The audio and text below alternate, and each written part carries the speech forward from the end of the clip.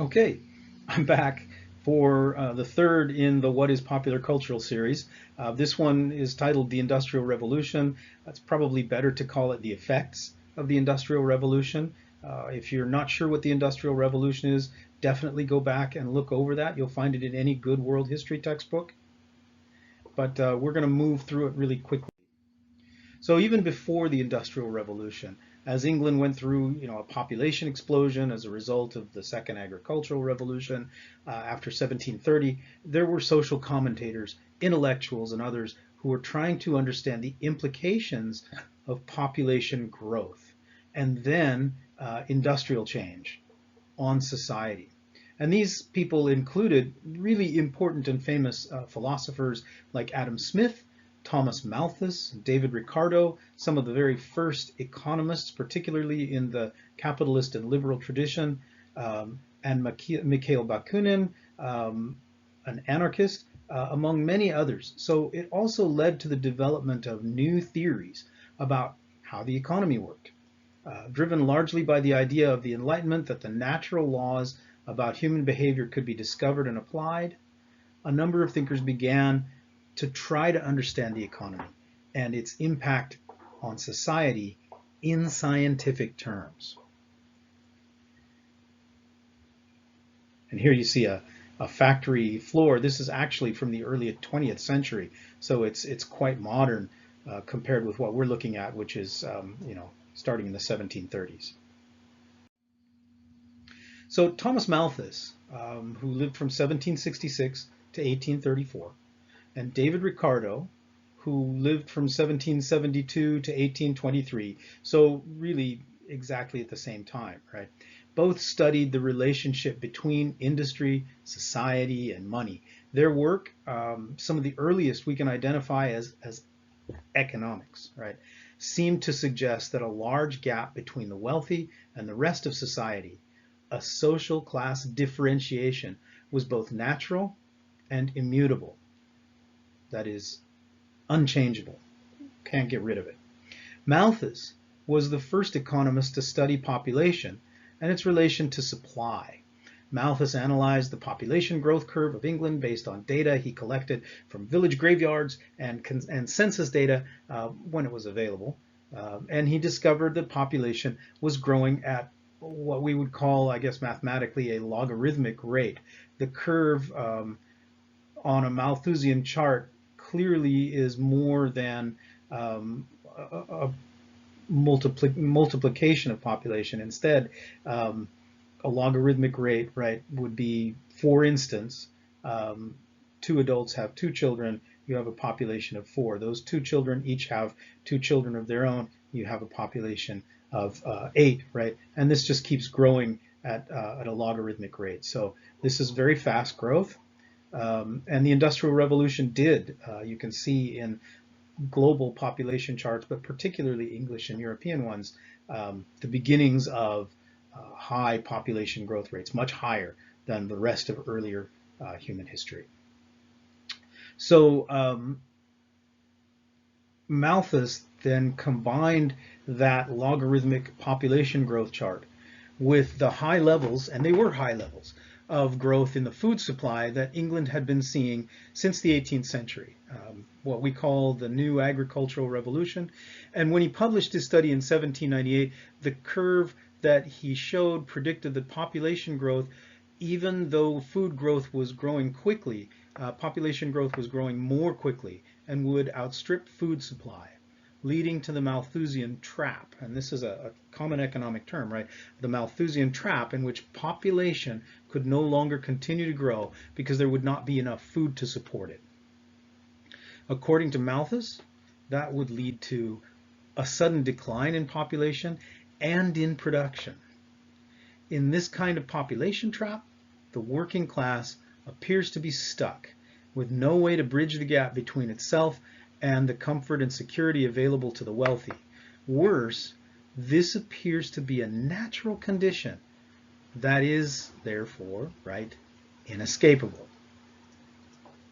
Ricardo became an economist after reading Adam Smith's The Wealth of Nations, and dedicated his career to analyzing the way the economy worked during the Industrial Revolution, which was in many ways the frame of his own life, right? He lived through some of the most important changes in the early Industrial Revolution, occurring about the same time as his life, right? So perhaps Ricardo's greatest contribution was his labor theory of value. In it, he claimed that wages were stuck in a kind of economic trap, which he thought of as a natural equilibrium. High wage periods encouraged laborers to have children because they had enough money to have a family. More children might provide more labor and increase the wealth of the family, right? But this would have the effect of creating a growing population, which would mean more laborers than jobs, which would depress wages, right? So this is an early application of what we might call the supply-demand system. So Ricardo suggested that wages would never rise above nor drop below subsistence level for laborers in an industrial society, in large part because of Malthus' population trap. So once again, laborers were seen as trapped by nature. Such ideas encouraged the wealthy and aristocrats to see themselves as a distinct sector of humanity that was born to be wealthy, powerful, and simply better than the working class. These attitudes also encouraged the wealthy to claim cultural activities that had been shared, right? Shakespeare, for example, was not always a high cultural activity. It was a shared cultural activity. Wealthy and commoners went to Shakespeare plays together, enjoyed them. These new attitudes about wealth and poverty, the wealth trap, etc., encouraged the wealthy to claim these cultural activities as suitable only for themselves. And this is because they claimed that only they had the education and refinement to understand and make use of it. Of course, to some degree that may have been true because they were the only ones who could afford the time and effort to get an education, right? But their belief in this was to some degree the result of the increasing popularity of the ideas of what we'll call classical liberalism. So what was classical liberalism? Classical liberalism was a way of thinking about how society works based on the new ideas of the Industrial Revolution. From the thinkers of the Enlightenment, particularly Thomas Hobbes and John Locke is pictured here, classical liberals believed that society was no more than a collection of individuals, and that each individual had necessarily to find a way to support her or his or her own life through individual efforts. You as an individual are responsible for your life. This meant that government derived its power from the consent of the governed, according to John Locke. Well, if this sounds like the American Revolution, you're absolutely right. Locke was one of its major influencers. So the people as individuals, right, now redefined from Roman and then medieval times, no longer as commoners, but as individuals who tacitly agree to a social contract. Therefore, government had to be, to some degree, made up of the will of those who were governed. The most common way to do this was through an electoral system. Constitutional, legal, and political systems, as well as nation states, were ideas that were consistent with classical liberalism. Now, they're not directly out of classical liberalism, but certainly classical liberal ideas support these ideas of constitutional and legal political systems. In the same way, classical liberals believed that all members of an economic unit, which was defined usually as within a nation state, had individual economic needs and skills which they traded with other theoretical with each other in theoretical spaces that they called the market. Okay? Many came to believe that success in trade marked them as more intelligent and capable than others. Adam Smith's ideas about capitalism are based on these notions, as well as the notion of production efficiency through the cooperation of individuals. So individuals can cooperate and do cooperate when they all find it to their benefit to do so, according to liberal ideas. So capitalism, for Smith, was a complex theory based on the classical liberal idea of the individual in the marketplace using his or her capital, his wealth, to generate more wealth for himself by competing with others to make profitable trades and manufacturing goods that could be traded profitably. Much of Smith's thought came from his understanding of the way colonial economy of the Americas worked. These are the American colonies in the New World. For classical liberals, each individual seeks to trade labor and skills within the market for the goods he or she needs to survive. Right? So this brings us back to Ricardo's labor theory of value. That is, for Ricardo, labor is the equivalent of goods or the equivalent of money. Right?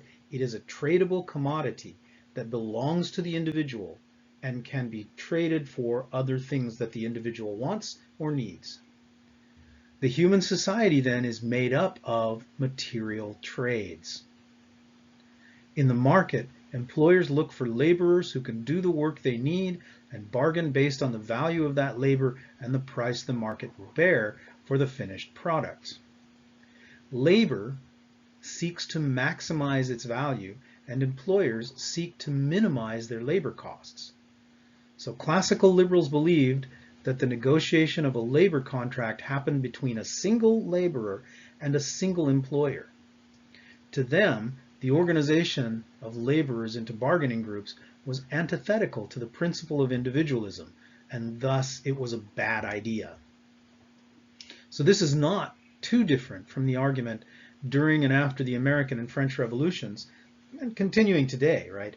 That as to whether political parties are admissible in a democracy, right? For the same reasons, political parties, right? In the same way a labor organization is not individualist, a political party is an anti-individualist affiliation that warps social norms according to liberal beliefs. Classical liberals understood Smith's idea. The market was a space of negotiation in which buyers would pay only the price which a product was worth to them, and employers would be kept from offering inferior products or from charging high prices because of a constant negotiation of buyers and sellers. In many ways, they equated individualism and capitalism with natural reality and believed that humans created associations and dissolved them based on the degree to which these associations worked for the majority of their members. Much of this theory is relevant for the way that popular culture works in our society today. You may have noticed that I often refer to popular culture products. This is because popular culture functions in our world within the economic and social space we have, after classical liberalism, come to call the market.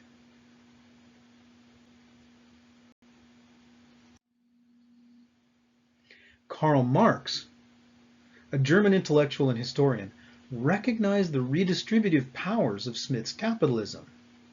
Now, this is important. Marx recognized that the change from commoners as a social group locked in their own social class to classical liberalism, in which people were thought of as individuals with the ability to negotiate their own labor value, was redistributive. That is, it tended to create a redistribution of wealth from the top to the larger group of people. And Marx recognized this as a very good thing, a positive change in the world. Marx was less a social and political activist than a historian in the Enlightenment vein, right? He hoped to find evidence of natural laws that would explain how history works, what motivates change in human societies, right? After many years of study in 1848, Marx came to believe that he had found the answer. Now, I don't want to present Marx as totally objective either, right? He had personal issues and certainly was horrified by the poverty that was caused to the working class during the Industrial Revolution, and those influenced his thought. but his goal was primarily a history of human change rather than political activism, at least at first, right? Um, anyway, after many years of study, in 1848, Marx came to believe he found the answer.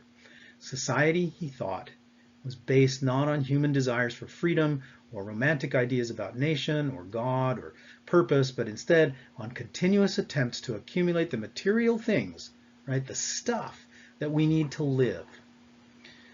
So it's not about beliefs, it's about what you need to live and thrive. In many ways, this is really not so different from John Locke, right? For Marx, the story of history was the story of this attempt to accumulate the necessities of survival writ large. He claimed to see a pattern in history whereby human society was made up of social classes, each of which was a bit poorer in material terms than the last. Each second-level class, he thought, would eventually take an opportunity to displace the people in the higher class, right, and take control of the wealth and power in society. Over time, according to Marx, this process continually reduced the number of social classes until he thought, in his own time, and he published his book Capital in 1848, there were only two classes left.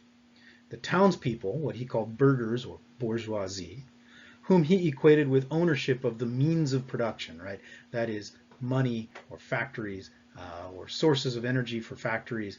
And then the other class, the proletariat or workers, whom he saw as the people who worked for the bourgeoisie in a labor relationship. Marx believed that because the bourgeoisie had the money and provided the work, laborers were at a disadvantage in Smith's market, right, when negotiating for wages. Since factory owners had so much money, or capital, they could negotiate from a position of power. And since there were so many laborers who needed the money, similar to Ricardo's iron law of wages, the market forced workers to accept jobs at wages that were unfairly cheap because individual negotiation with the employer was not possible. If the employer's employing 100 people and you decide that you as an individual are not paid enough, you could complain to your boss, and your boss will, as often as not, say, okay, well, find another job because I can replace you with someone else who will work for these wages, right? So for Marx, that individual negotiation with the business owner does not work. It has to be a group organization, right? So otherwise, the market forces workers to accept jobs at wages that are unfairly cheap. If they complained, they could easily be replaced. Marx believed that eventually the proletariat, the workers, would see themselves as a group who were being cheated by the bourgeoisie, and they would rise up and take the wealth of the bourgeoisie, violently if necessary, and Marx believed it was going to be necessary. For Marx, this was less a political stance than it was what he thought of as a scientifically discovered way that history would work. The revolution, he thought, was inevitable because he believed his history to be based on factual evidence and a scientific analysis. So he believed that his history had predictive quality. Well, Marx's social class analysis opened a way to understand popular culture as much as Smith's capitalist ideas of individual and marketplace did. In a Marxist state, the state will eventually be controlled by the proletariat. There will be only one social class. By extension, that means that the culture of the upper classes, what Theodor Adorno would later call high culture, right, would no longer be necessary or even applicable because there was no upper class, right, in a new communist state. So this led to questions about what made up culture and what was its purpose. For Marxists, one answer to this question came to be that culture should be mass culture, culture for everyone. It should reach all people with one message: support for the goals of the proletariat. Now, if that sounds like propaganda, well, remember that for Marxists, there is no one to be propagandizing because there is no state, there's no upper class that's trying to convince anyone. In other words, it's not considered propaganda, it's considered didactic or educational, right? The proletariat needs to continuously learn and remember that it is the proletariat. that led to a critique of Adorno's high culture and the way in which it supported the social class differences that repressed the working class. However, that cultural critique also shined a light on so-called low culture, right? Adorno talked about low culture, the culture of the masses, the working class, right? And some Marxists assumed that all of this culture would be useful because it came from the working classes. But many thought differently. Many agreed with Adorno, right? They came to think of commoner culture as also supporting perceptions of class difference, that culture was designed, like we talked about in the first of these lectures, to emphasize the difference between the rulers and the ruled, the bourgeoisie and the proletariat. And so because it supported class difference rather than supporting single class power of the proletariat, they also came to think of commoner culture as bad, right? And many saw commoner culture as bawdy, right? Mostly about sex or silliness or bodily functions or that sort of thing. So much commoner culture just didn't make sense according to this analysis. And if you really look back on, well, take Yankee Doodle for example, right? That's a song that has been politicized, but it's also a commoner song, and in many ways it doesn't make a lot of sense, right? So this led to disillusionment among Marxists who thought that popular culture should be mass culture, it should come from the proletariat. These cultural theorists became determined to make Marxist culture didactic, to make it educational. In the Soviet Union, after World War I, popular culture became a tool to be used to educate the masses about their former enslavement to factory owners and landed aristocrats, and to teach the goals of the Russian Revolution and of Marxism. It was critical to find ways to prevent mass culture and popular culture from working within the market in a way that supported the power of capital. So this often, though not always, led to the idea that the state should monitor and control culture to support Marxism.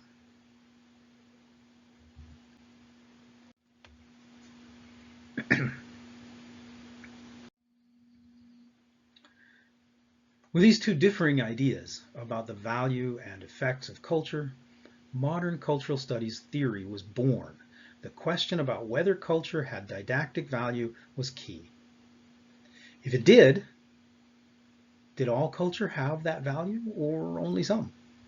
Was there such a thing as useless culture and useful culture? Was it possible, or even desirable, to make all culture useful in some way?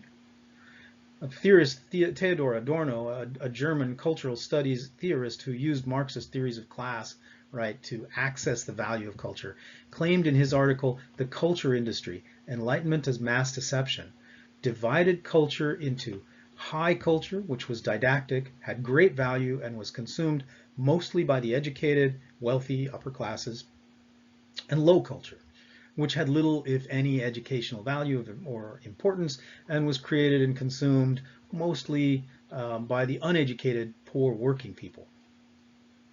Worse, according to Adorno and his co-author Max Horkheimer, capitalism commodified all culture and turned low culture into a system of propaganda that helped keep the working class subservient and fooled them into complacence.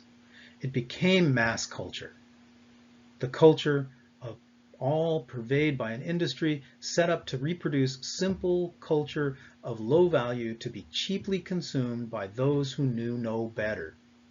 They knew no better because their brains were rotted by the poor quality and lack of educational content, and they cared less because the makers of mass culture, the quote-unquote culture industry, according to Adorno and Horkheimer, made no secret about its existence and industrial organization.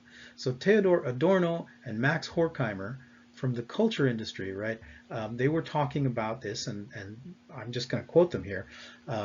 Under monopoly, all mass culture is identical, and the lines of its artificial framework begin to show through. The people at the top are no longer so interested in concealing monopoly. As its violence becomes more open, so its power grows. Movies and radio need no longer pretend to be art. The truth that they are just business is made into an ideology in order to justify the rubbish they deliberately produce. They call themselves industries, and when their directors' incomes are published, any doubt about the social utility of the finished product is removed.